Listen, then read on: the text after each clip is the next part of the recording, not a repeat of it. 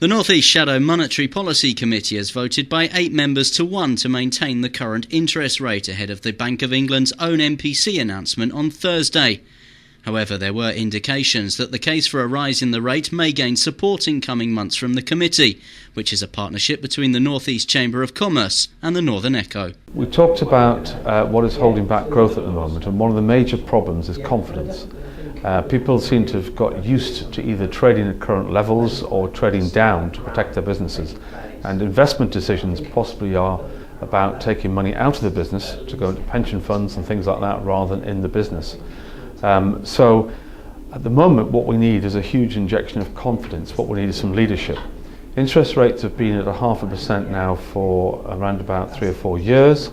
That has been great because it was one of the major stimuluses in the economy.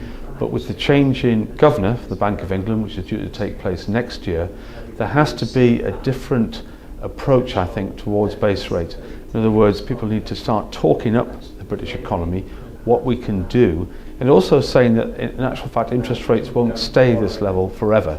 They are going to change, and through talking about that, hopefully people will say, right, if my cost of money is going to go up, I need to start doing something about my business, I need to start to grow, and hopefully change the agenda from one of stagnation to one of growth.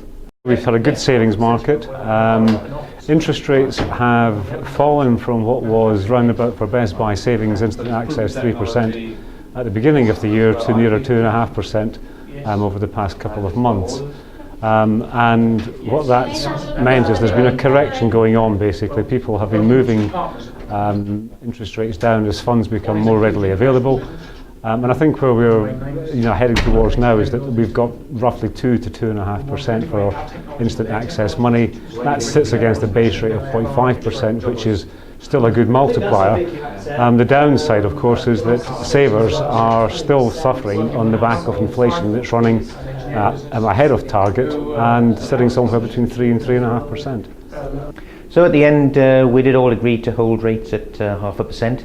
I think that's the right thing to do at the moment. The economy isn't anywhere near out of its state of fragility to be able to stand a sort of increase in the interest rates. But I think businesses need to start bearing in mind that perhaps 0.5% isn't going to last forever.